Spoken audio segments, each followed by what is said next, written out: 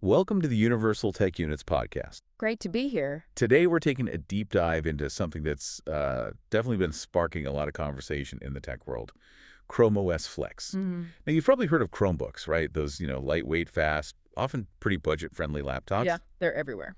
But what if you could take almost any old PC or Mac, maybe one that's just gathering dust in a closet somewhere, and actually transform it into one of these modern cloud-first machines? That's the core idea, yeah.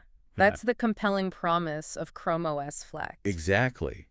And it's fascinating because it seems to have gathered, well, both really passionate advocates and some pretty vocal critics. Oh, definitely. There are strong opinions on both sides. So our mission today is really to sift through all that the real-world experiences people are having, the technical details, the tricky bits, and the bigger picture implications of this, well, pretty unique operating system. Right. We want to help you, our listener, truly understand if it's maybe the right fit for your tech life, or, perhaps a viable second act for some of that aging hardware you might have lying around. Indeed.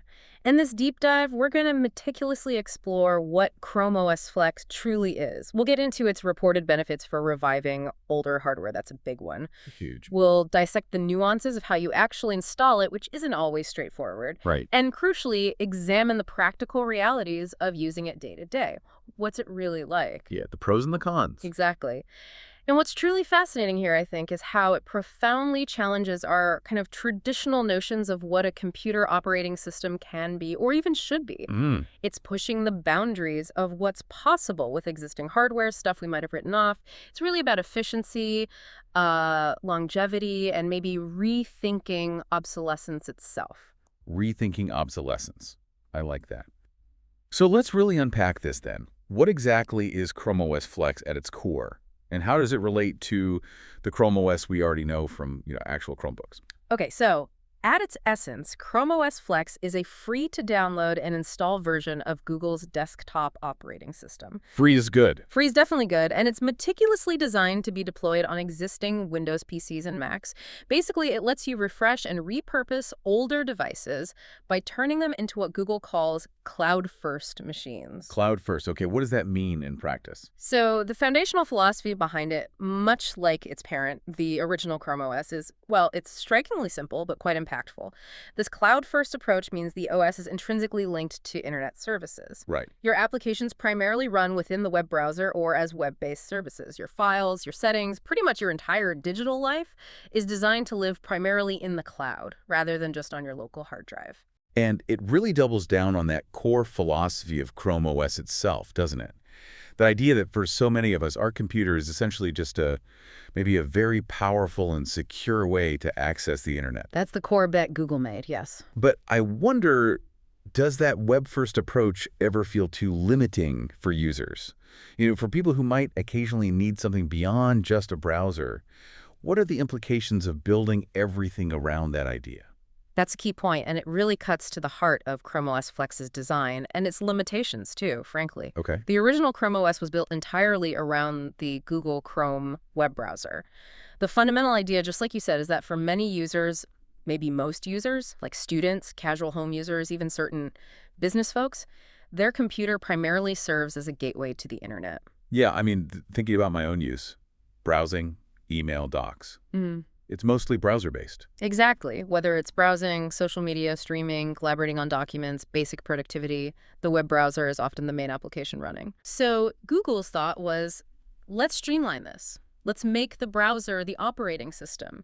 Let's eliminate what they perceive as bloat from traditional OCs like Windows or Mac OS. Bloat, like all those background processes and stuff? Precisely. All those background processes, excessive disk activity, complex system services, maybe bulky graphical interfaces that consume significant system resources even when you're not doing much. Right.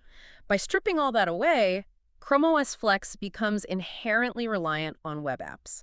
It completely shifts the paradigm of how we interact with software and what we expect from a PC. It prioritizes speed, security, and simplicity over, the vast, often unused functionality of conventional operating systems. So the vision is pure simplicity then, getting rid of all the extra layers, just focusing on that web-centric experience, making it super lightweight and accessible, especially for older hardware. Absolutely. The Dryden vision is pure simplicity coupled with making it work on a really wide range of hardware. It aims to be incredibly lightweight and, just as importantly, inherently low maintenance. Think about an OS specifically designed to run efficiently on budget laptops or older machines. Yeah, the ones with like Celerons and 4 gigs of RAM. Exactly. Maybe an old Intel Celeron, maybe an older Core i3, maybe just 4 GB of RAM, sometimes even as little as 16 GB of internal flash storage. Wow, 16 GB is tiny these days. It is. And those are exactly the kinds of machines that would typically struggle immensely or just be unusable with modern Windows or Mac OS. They'd choke on background tasks, constant updates. Oh yeah, the update pain. Flex is engineered to really squeeze the most performance out of those humble specs. And what does low maintenance truly mean in practice for a user? Because honestly, that sounds like a dream for anyone who's ever battled an intrusive Windows update or a confusing driver issue. It sounds like an OS that just gets out of your way. It really does try to, and that's a huge part of its appeal. For a typical user, low maintenance translates into a remarkably hassle-free computing experience. How so? Well, it means automatic background updates that are almost imperceptible, certainly not as intrusive or disruptive as, say, those infamous Windows updates that always seem to pop up at the worst possible time. Tell me about it. Needing restarts, long installs. Right. You're not prompted to constantly reboot or wait for those frustratingly long update cycles. And because almost everything is a web app, Google Docs, Spotify, your email, your applications themselves don't need separate manual updates either. Ah, because they update on the web server side. Exactly. They update automatically whenever you access the web service. You're always running the latest version without even thinking about it. Okay. This makes it an ideal, really hands-off solution for, say, non-technical users. Think about making an old computer viable and easy for a grandparent who just wants to check Facebook, send emails, maybe write a Google Doc, without needing constant tech support. Yeah, the set it and forget it dream. It really is for basic computing needs. It frees users from those digital chores that often come with traditional operating systems. Okay, so that simplicity and low maintenance is compelling. But one of the biggest selling points we've seen, and honestly one of the most persuasive, is its ability to revive older computers. What? Why is this such a strong draw? It feels like it taps into something deeper than just needing a new laptop, doesn't it? It almost feels like, I don't know, a sustainability statement. It absolutely taps into a much broader societal issue and a fundamental question about our consumption habits and, yeah, the ever-growing problem of electronic waste. E-waste is massive. It's huge. We live in an age where there's this constant, often relentless push to buy the newest tech. It's fueled by marketing, often by software demand. Planned obsolescence, some might say. Some might indeed. And this habit frequently leads to perfectly usable older devices being discarded. Why? Because they're perceived as obsolete, or they're frustratingly slow under the weight of modern OZs, or they just don't get official software support anymore. Right. Chrome OS Flex directly addresses this by offering a viable, highly effective, and again, free way to upcycle. Upcycle, nice term. Many users have reported that their, say, decade-old Windows laptops machines that were once laggy, frustrating messes, the kind you'd seriously consider throwing out. We've all got one of those somewhere. They become surprisingly spry and responsive with Flex installed. It allows them to extend the device's useful life by several years, preventing them from ending up in a landfill. That's amazing. It's not just about raw speed either. It's about making the computer pleasant to use again. That's often the biggest factor in why people discard older tech. It just becomes too annoying. I remember reading about one user's experience. I think it was a Samsung Ultrabook from maybe 2013. And they said it had this debilitating 30-second delay between typing and seeing the letters appear. Wow, 30 seconds? Yeah, that's not just slow, that's utterly unusable. So to go from that to a genuinely functional machine, that's quite a transformation. What's actually happening under the hood with Chrome OS Flex that allows for such a dramatic turnaround on hardware that seems, well, completely obsolete? That anecdote perfectly illustrates the potential impact. It's not just that Chrome OS Flex is lighter, though it's fundamentally designed to minimize those resource-hogging background processes and constant disk I/O. Disk I/O, like reading and writing to the hard drive all the time. Exactly. That's where traditional OCs like Windows, even when they're just sitting idle, can consume significant resources, especially on older hardware. Think about those early 2010s laptops that came with those slower spinning hard drives HDDs instead of the faster SSDs we have now. Oh yeah, booting took forever. Forever. And Windows updates on those machines could literally be an all-day affair. Just opening a few browser tabs would bring them to a crawl because the hard drive was constantly churning, trying to keep up. Painful memories. Chrome OS Flex, being cloud-first and relying heavily on RAM for operations rather than constant disk writes and reads, it bypasses many of those bottlenecks. It's like taking a car stuck in deep mud and suddenly putting it on a smooth, paved road. Nice analogy. Users report that machines that once took minutes to boot now start in seconds. Apps that lagged can suddenly run with surprising fluidity. This dramatic improvement in responsiveness is a primary motivator for many. It genuinely transforms what was essentially digital e-waste into a functional, useful computer again. It's like unlocking hidden potential. Exactly. Unlocking latent potential in hardware that still has life left in it, but was simply bogged down by more demanding operating systems. Okay, so beyond raw performance and extending hardware life, there's also this clear appeal for people already living deep in Google's cloud ecosystem.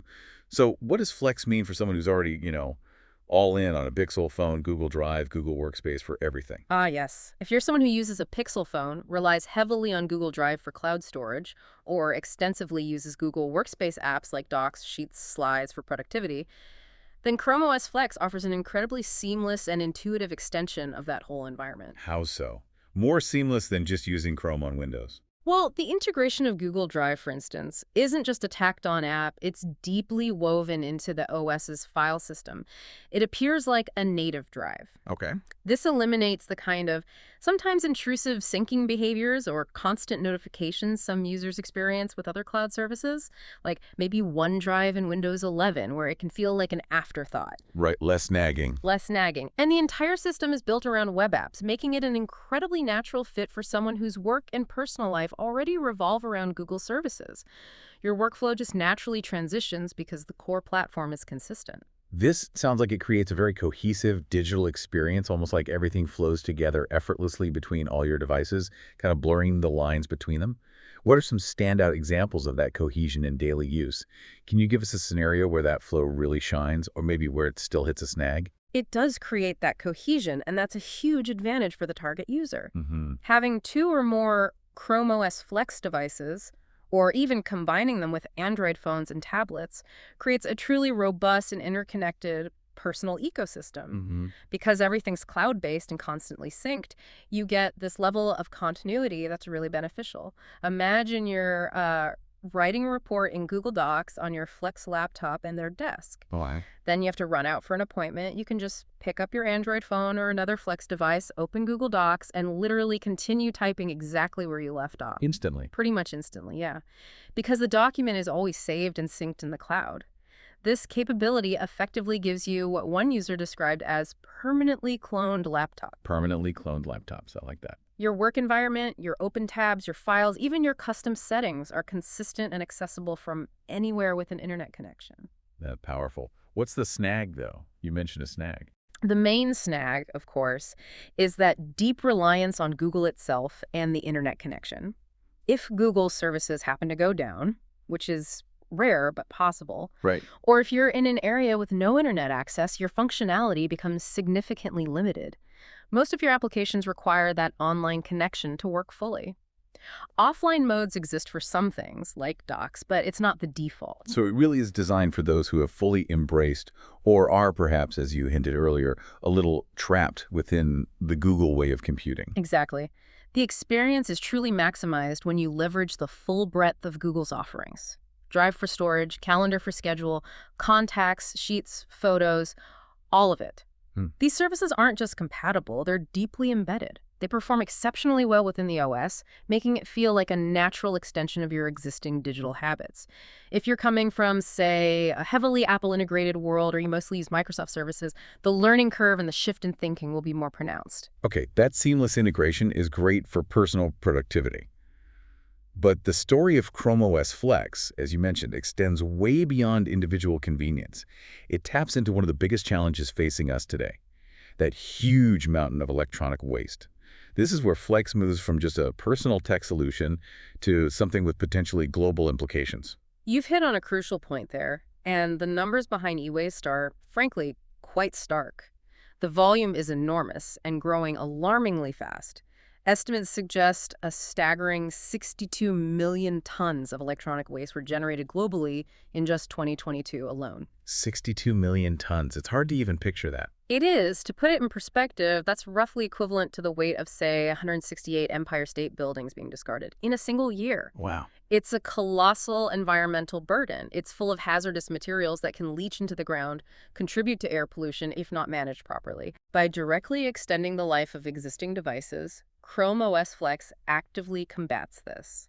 Google itself claims that converting just 10,000 devices to Flex can prevent 50,000 pounds of e-waste from hitting landfills. 50,000 pounds from just 10,000 devices. Yeah.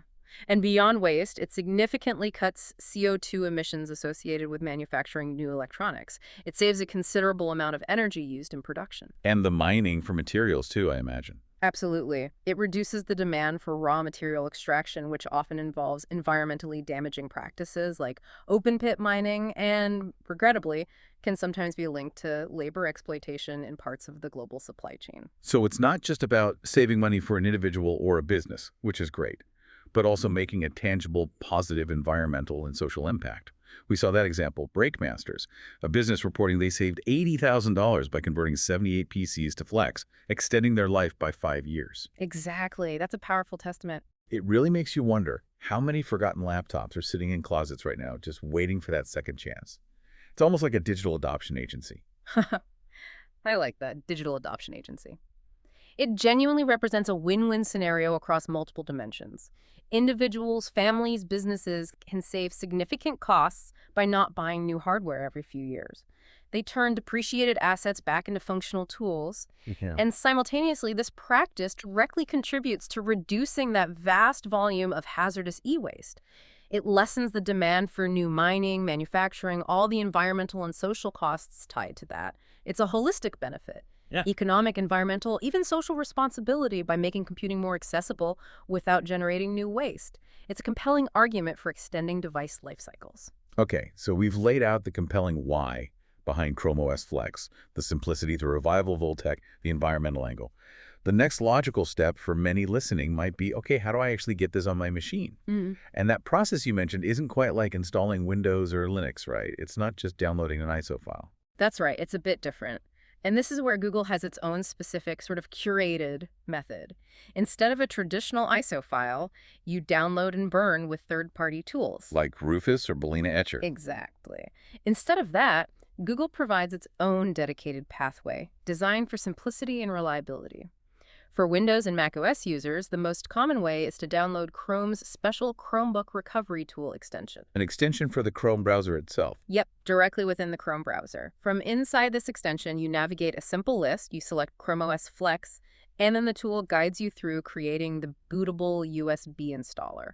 It automates the whole process, makes it pretty user-friendly. Okay, so that handles Windows and Mac users. But what about Linux users? We heard it was tricky for them initially, that the recovery tool wasn't available, which seemed like a weird oversight. That's correct. Initially, the recovery tool didn't officially support Linux, which was, a point of frustration for many in the Linux community who might otherwise be drawn to Flex for its lightweight nature. But that's changed now. It has, thankfully.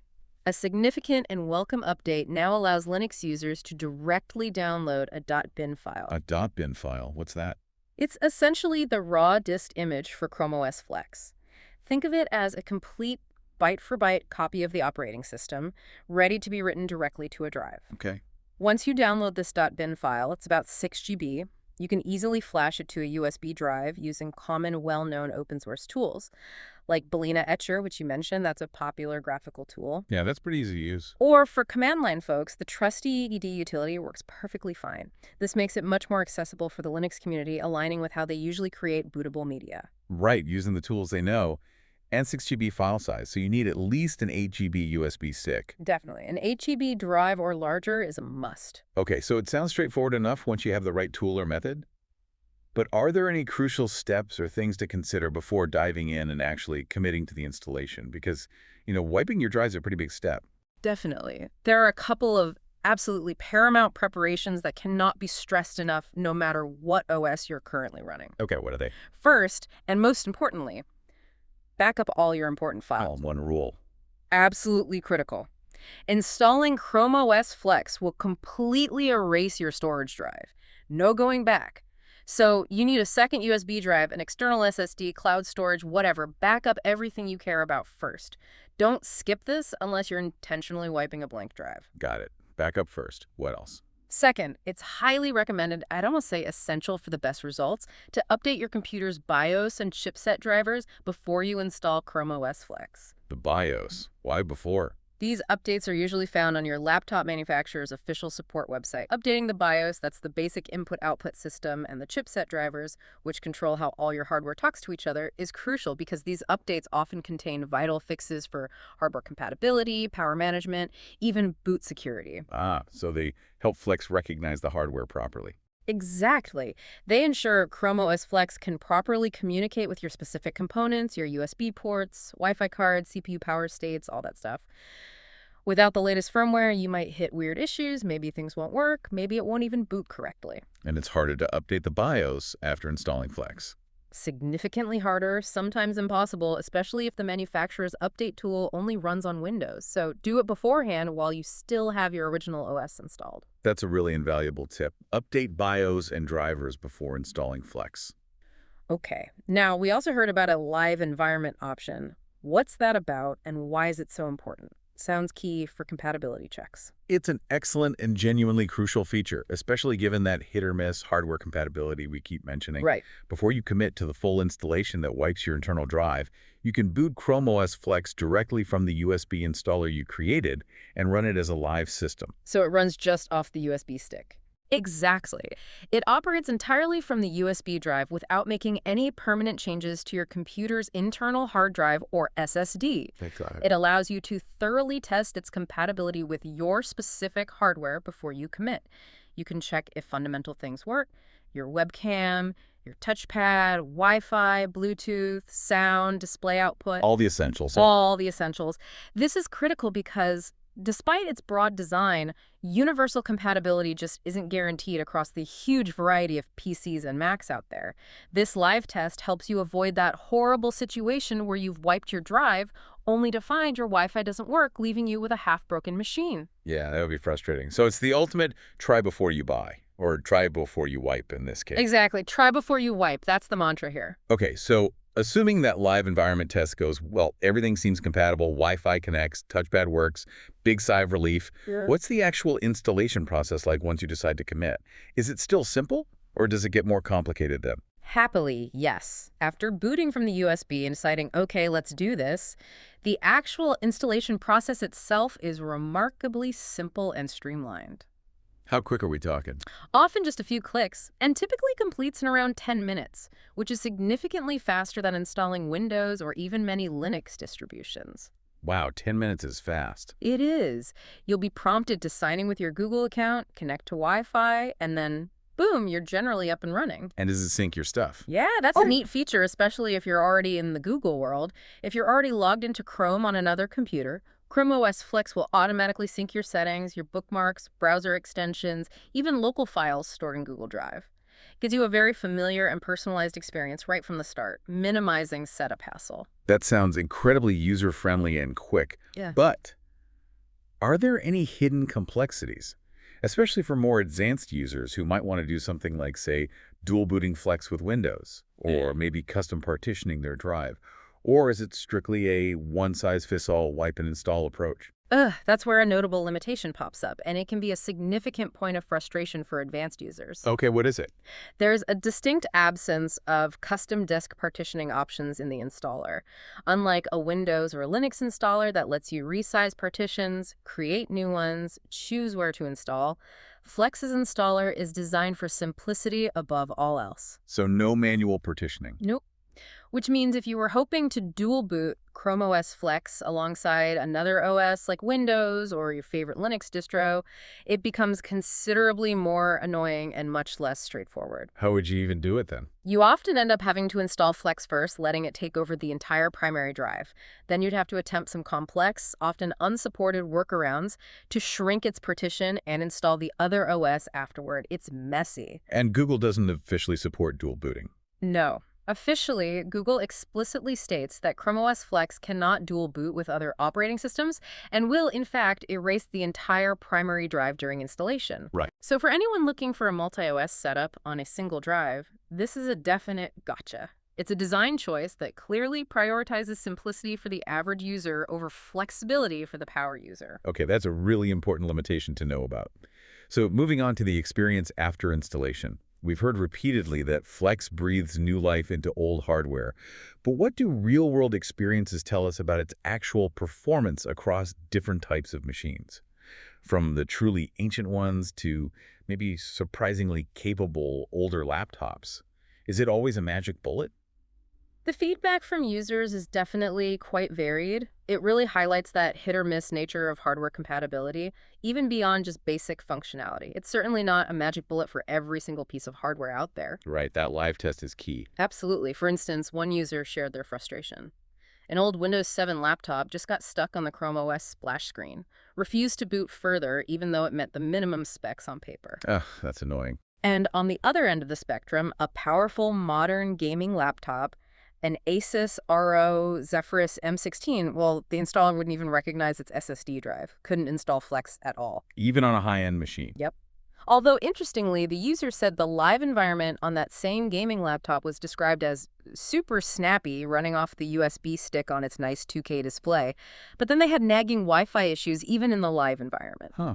So it's really unpredictable sometimes. Very unpredictable. While the promise is broad, the reality can be quite uneven depending on the specific hardware combination. So it's not a universal fix for every machine, but it does seem to really shine on certain types of older yet still capable machines. Ones that aren't necessarily top-of-the-line gaming rigs. Yeah. Where does it seem to find its sweet spot? Absolutely. That's where its true sweet spot often lies. A prime example people mention is the ThinkPad T450. Yeah, those are solid older business laptops. That's exactly. Popular, relatively budget-friendly from the mid-2010s, still decent specs. Users report that this kind of machine, which might really struggle with a fresh Windows 10 or 11 install, performs very well with basic tasks and web apps under Chrome OS Flex. It moves responsive. Described as buttery smooth, remarkably responsive. One user even claimed it felt snappier than a 2020 Windows machine now. That was on a 2012 laptop, but they had upgraded the RAM. Still, impressive. Wow. It's frequently described as damn fast on moderately powerful older machines, particularly for those common activities. Web browsing, streaming media using Google Workspace apps. It really demonstrates its ability to genuinely transform the user experience on hardware that might otherwise be considered totally obsolete. And it does that mainly by shedding all that background overhead from Windows. Pretty much. Yeah. Shedding the overhead that bogs down traditional OCs, things like constant background indexing, aggressive telemetry collection, myriad the system services running all the time. Flex just doesn't have most of that. Okay, so once it's installed and running smoothly on a compatible machine, what's the daily experience like? Is it truly just a glorified web browser, as some critics say? Or is there more to it for the average user day to day? For many users, yeah, it's primarily a web browser-centric experience, and that's very much by design. The whole OS is fundamentally built around web applications and the Google Chrome browser. Which is great if that's all you need. Exactly. It's fantastic if your computing needs align perfectly with using services like Google Workspace Docs, Sheets, Slides, Gmail, or the Microsoft 365 web apps, or that growing number of progressive web applications, PWAs. GWAs are getting better all the time. They really are. They're becoming increasingly sophisticated, they're lightweight, they launch quickly, and they offer a surprisingly rich user experience for many common tasks, often blurring the line between a traditional desktop app and just a web page. For someone whose digital life is predominantly online, this simplicity is incredibly liberating. And what about those common features we often take for granted, like printing a document or connecting external stuff, a mouse, a headset, an external webcam? Do you have to mess around with drivers and complex installations like you sometimes do on Windows? Or is it simpler there too? It's designed for simplicity there too, aiming for that it just works philosophy, Feel mostly. like, Well, for common peripherals, users often report they don't have to mess around with installing drivers for most standard stuff. Printers, external mice, keyboards, webcams, basic USB devices.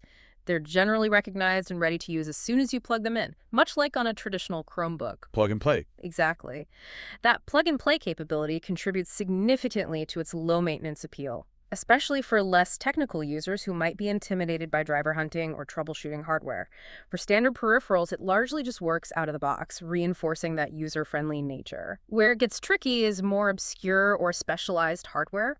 Right. Okay, so for someone with multiple devices in their digital life, maybe they have an Android phone, a Windows desktop for gaming, maybe another Chromebook, how well does Chrome OS Flex integrate into that broader ecosystem? Does it play nicely with others, or does it kind of try to pull you exclusively into the Google world, Well, one of its most significant strengths, especially if you're already embedded in Google's ecosystem, is that seamless integration across devices. like with an Android phone? Yeah, if you have an Android phone, for instance, your Chrome OS Flex device integrates very nicely. There's a certain familiarity, as Chrome OS often feels a bit like a blown-up version of Android on a bigger screen anyway, Hmm. but it's more than just looks. That cloud-based nature means your settings, your active browser tabs, recent files, many apps are synchronized across your I devices. have the permanently cloned laptops Yeah. idea again. Exactly. It significantly enhances productivity. Your work environment feels consistent whether you're on your Flex laptop or even checking something quickly on your Android phone. Things like copying text on your phone and pasting it directly onto your Flex laptop. On-hub features. Exactly. The phone hub features often work quite well, or maybe getting notifications from your phone on your laptop. It creates a tighter bond between those devices. So it really does seem designed to maximize the experience for those who fully embraced the Google way of computing, making the most of their existing Google accounts and services. Sounds like a fantastic expansion of that world for them. Indeed.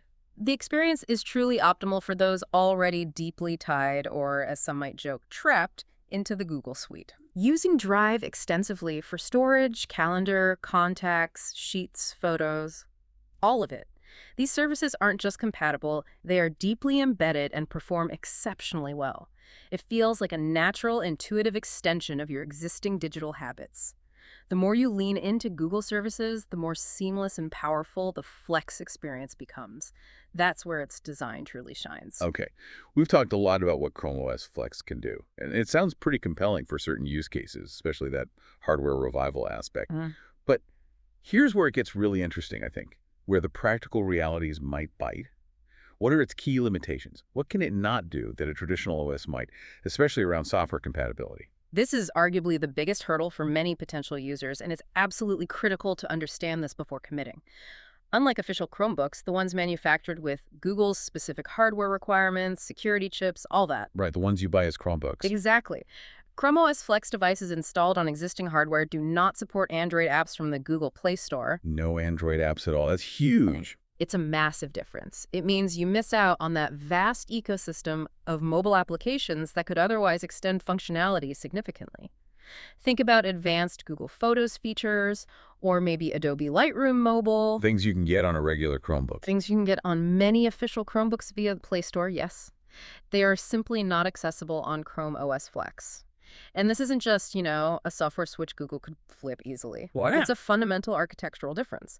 Official Chromebooks include a dedicated container system, often called ARC++S, and they frequently require specific hardware, including a security chip like a TPM or Google's H1 chip, to run Android apps securely and efficiently. Okay. Flex, designed to run on this huge variety of existing, often older hardware, simply cannot guarantee the presence of those specific hardware components or the same level of security isolation needed for the Play Store integration. So, no Android apps. Wow. Okay.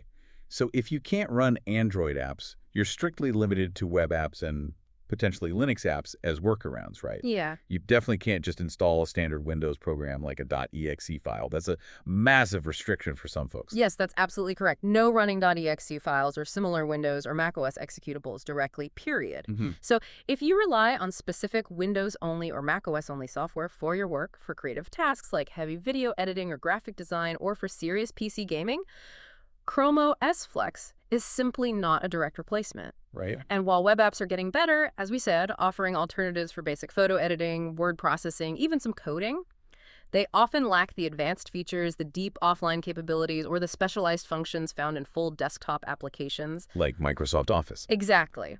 The Microsoft 365 web apps are good, but they are missing many features compared to the full desktop Office suite.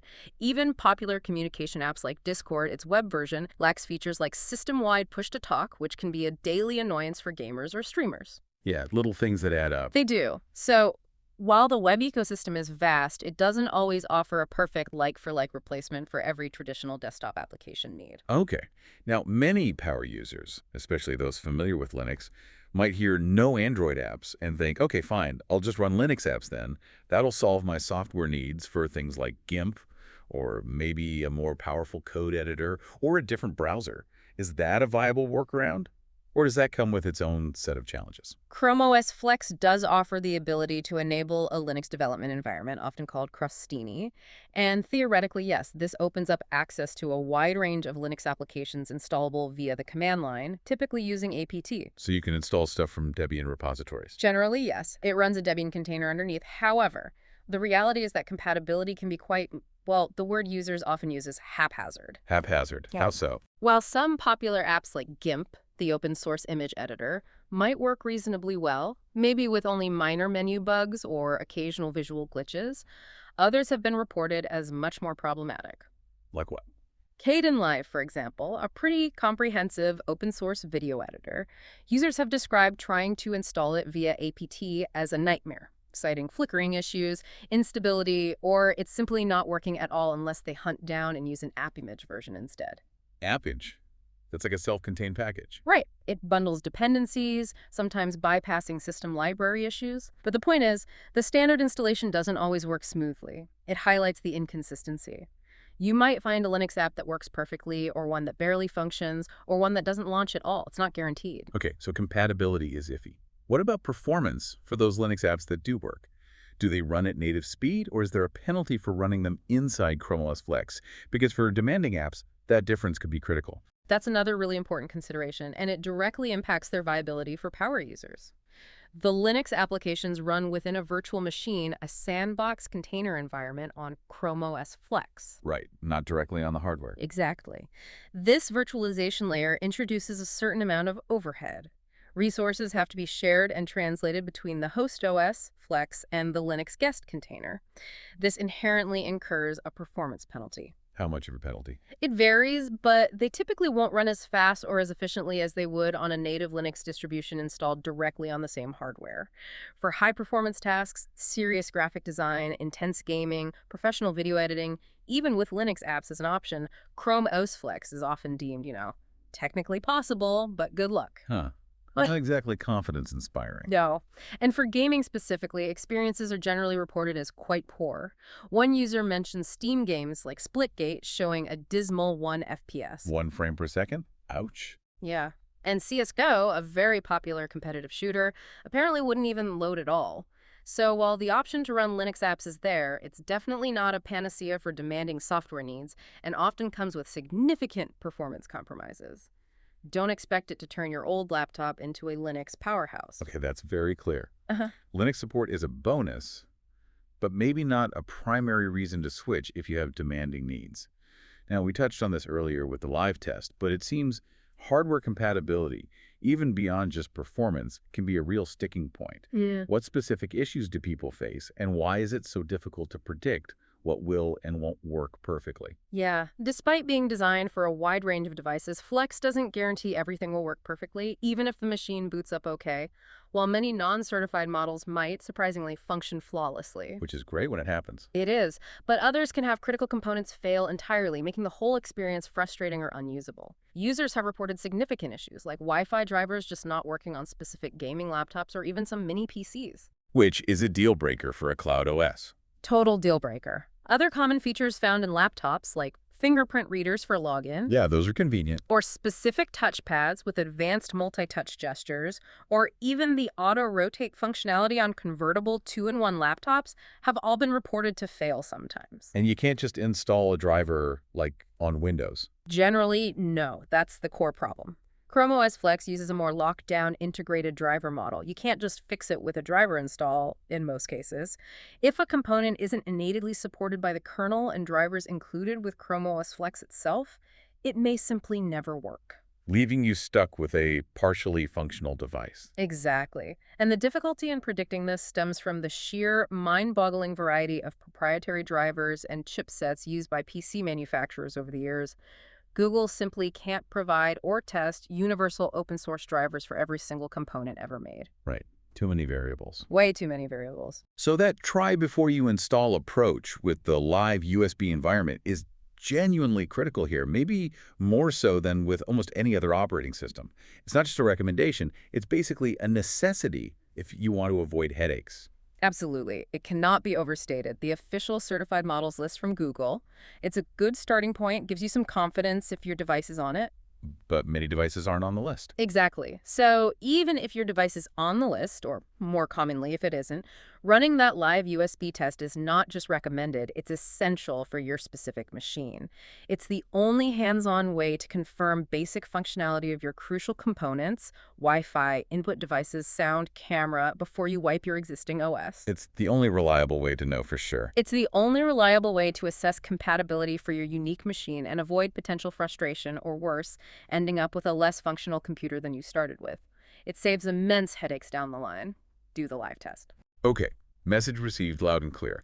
Now, shifting gears a bit, Chrome, the browser, has a well-known reputation when it comes to data and privacy. When you build an entire operating system around it, deeply integrating Google services, privacy becomes an even bigger question, doesn't it? Yeah. How should listeners think about data collection with Chrome OS Flex, especially if they're maybe moving from Windows, citing privacy concerns there? This is a really important and often complex question for users considering the switch, especially, as you say, for those motivated by privacy concerns with their current OS. Right. Chrome, the browser, is widely known for its extensive data collection practices. This is partly to personalize user experience, improve services, but also, let's be honest, to serve targeted advertising. That's Google's main business model. It is. So extending that to your entire operating system with Chrome OS Flex means a significant amount of data could potentially be collected by Google across virtually all your computing activities. So switching from Windows doesn't necessarily mean less data collection, just different collection. That's a good way to put it. While it's true some users migrate from Windows due to concerns about Microsoft's telemetry, data collection practices, or features like Copilot, it's crucial to recognize that switching to Chrome OS Flex means stepping deeper into Google's specific data ecosystem. It's not really an escape from data collection, but rather a shift in the primary collector and potentially a consolidation of your digital footprint with one major tech company. What kind of data are we talking about? Data related to your browsing habits, obviously, application usage patterns, your location if you enable location services, maybe even voice interactions if you use Google Assistant features. This data helps Google power their search, advertising, and AI initiatives. So it's different from, say, Windows diagnostic data. It overlaps, but the depth of integration with Google's cloud services, Drive, Photos, Calendar, etc., means a more cohesive and potentially more extensive user profile can be built compared to just OS-level telemetry. So it's less about eliminating data collection entirely and more about a trade-off then. You gain the simplicity, the performance, that deep Google Cloud integration, but you accept an increased reliance on Google's data practices. That's a critical consideration. Precisely. It's about understanding that convenience and that streamlined cloud-first experience often come hand in hand with a particular privacy model. Are there any controls? Can you opt out? You are generally given options to opt out of some specific data collection during the initial setup process, things like usage statistics and crash reports. But the core nature of a Google-centric OS means a certain level of data interaction and reliance on Google services is inherent. It's fundamental to how it functions and delivers its benefits. So be informed. Exactly. Users should be informed, actively review Google's privacy policies for Chrome OS and Chrome OS Flex, and weigh this aspect carefully against their personal privacy preferences and comfort levels. It's about making an informed choice, not assuming zero data collection. Right. Okay, so after digging into the tech, the experience, the limitations, the privacy, Yeah. let's pull it all together. Who is Chrome OS Flex truly for? Who's going to get the most out of it, and in what specific scenarios does it really shine as the ideal solution? The ideal user for Chrome OS Flex is definitely someone whose primary computer usage revolves almost entirely around web browsing and web applications. The web-centric user. Exactly. Especially those who are already deeply integrated into the Google ecosystem. If your work or personal life predominantly uses Google Workspace Docs, Sheets, Slides, Gmail, Calendar, and you rely heavily on cloud storage, social media, streaming, other web utilities, then Flex will feel incredibly intuitive, seamless, and remarkably performant, even on that older hardware. It fits their workflow perfectly. Perfectly. It's for the user who fundamentally views their computer as a portal to the internet, rather than needing a powerful local workstation for heavy-duty software. And it also seems perfectly suited for specific demographics or situations where simplicity, low maintenance, and security are maybe the absolute top priorities. Almost like providing, I don't know, digital training wheels. Yes, absolutely. It's an excellent option, for example, for a less tech-inclined individuals, grandparents, older relatives. Right. It's low maintenance, those automatic background updates, the straightforward interface. Yeah. It means they don't have to grapple with complex system settings, disruptive updates, or the confusing world of drivers and software installs. It makes their computing experience stress-free, reliable, and secure. Makes sense. Who else? It's also fantastic as a first laptop for children. Oh, okay. Well, It provides a safe and controlled introduction to the internet. It offers robust parental controls through Google Family Link. You can block explicit content, prevent kids from using private browsing modes, manage a custom list of blocked and allowed websites. It really does provide those vital training wheels for their first internet experience in a secure environment. that's a great use case. Any others? Yeah. Additionally, it's a great choice for, say, a lightweight, maybe even slightly disposable travel laptop. Disposable. Well, something you wouldn't be devastated about if it got lost, stolen, or damaged compared to your main expensive machine, because it's running on older, cheaper hardware. Or it's great as a dedicated guest computer where minimal functionality and strong security are the main goals. Okay, those all make a lot of sense. Yeah. But what about people who do need more than just web browsing and basic stuff? When should they definitely consider alternatives, and what are those alternatives if Chrome OS Flex just isn't the right solution for them? Right. If your computing needs extend beyond that web-centric model, if you're into professional graphic design, intense gaming, serious video editing, or if you rely on specific, powerful desktop-only applications that just don't have good web or Linux alternatives, then Chrome OS Flex is very likely not the best fit for you. You'll hit limitations pretty quickly. Very quickly. Its fundamental limitations, no Android apps, inconsistent Linux app performance, lack of full driver control make it unsuitable for power users, content creators, or anyone needing specialized software with advanced features. You'd quickly hit a wall with its capabilities for those kinds of demanding workloads. It would lead to frustration, not productivity. Okay. So if Flex isn't the answer for these users, but they still want to repurpose old hardware or maybe just want a cleaner, more flexible OS experience, what are the other viable options? Because the goal here is still trying to extend the life of these machines if possible. For users seeking more comprehensive software compatibility and greater control over their system, especially if the hardware is moderately good, maybe not ancient, but just struggling with modern Windows, then a lightweight Linux distribution is often highly recommended. Like which ones? Popular choices include Linux Mint, particularly the XFCE or Mate versions, which are lighter, or maybe MX Linux. These distributions offer a full desktop experience, much broader software support through their package managers, and significantly more control over the underlying system. But they're still lighter than Windows. Generally, yes. They're considerably lighter and often more efficient than a full Windows 10 or 11 installation, especially on older hardware. They really bridge that gap between simple web usage and full desktop productivity. They provide access to a vast open-source software ecosystem and the flexibility to install almost any Linux application you need, often with better native performance than running Linux apps inside Flex's container. So a lightweight Linux distro is a strong alternative for more demanding users. Any other options besides installing a different OS? Yeah, a couple of other honorable mentions. If the hardware is still functional, but maybe you just don't need it, consider donating old laptops to nonprofits. Organizations like PCs for People, for example, refurbish and distribute low-cost computers and help provide broadband access to low-income individuals and families. That gives a device a truly meaningful second life and helps bridge the digital divide. That's a fantastic option. It really is. Or if the device is genuinely beyond repair, like a cracked screen, dead motherboard, completely non-functional, then opting for proper computer recycling facilities is crucial. Don't just trash it. Right. But reuse is better than recycle, if possible. Exactly. While recycling is good, extending a device's life by repurposing it, whether with Flex or a lightweight Linux distro, is always the preferred option environmentally and socially. Giving it a second life is always better than just breaking it down for materials if you can. Okay. So we've covered a ton of ground today on Chrome OS Flex.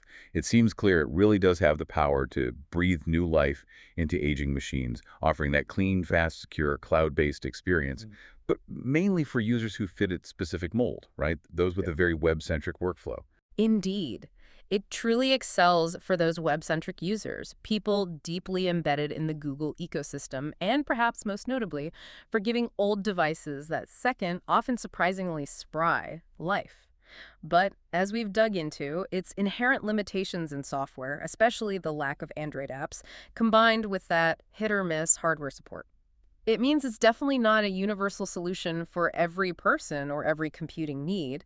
It's about making an informed decision based on your specific requirements. Ultimately, it really does sound like it's all about matching the tool to the task, doesn't it? Knowing what your needs are and figuring out if Flex is the right fit. It's not really a compromise if it perfectly aligns with how you actually use a computer. Precisely. If your computing needs can comfortably be met within its cloud-based paradigm, meaning you primarily use web browsers, web apps, you're comfortable with Google's ecosystem, then Chrome OS Flex offers immense value. Value beyond just being free. Exactly. Value not just in significant cost savings by avoiding new hardware purchases, but also in making a positive environmental impact by extending device lifespans. Its ability to transform that useless old laptop gathering dust into something functional and productive again, something that brings genuine utility back into your life. That is a profoundly compelling argument for adopting it, but only in the right circumstances.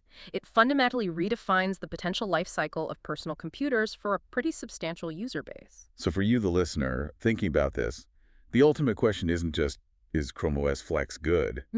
But maybe, is it good for me? Right. Consider your daily computing habits, honestly. How much of your time is genuinely spent inside a web browser engaging with cloud services and web applications?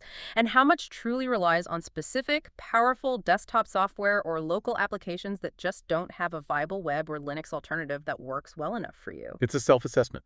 It is. And in a world that's increasingly moving towards cloud services, towards subscription-based web applications, Chrome OS Flex represents a significant, maybe even forward-looking shift in how we might view and utilize our personal computers. It really challenges us to consider if our powerful, expensive machines are truly being used to their full potential most of the time. Or if, maybe, a lighter, more focused, cloud-first approach might actually be more efficient, more secure, and ultimately more aligned with our actual needs for the vast majority of our daily digital interactions. It's a fascinating reevaluation of our digital lives, isn't it? It really is. A lot to think about there. Well, thank you for joining us for this deep dive today. We really hope this exploration of Chrome OS Flex helps you make an informed decision for your own tech journey, whether it's for an old machine or just considering different ways of computing. Always a pleasure. See you in the next episode of this Tech Podcast.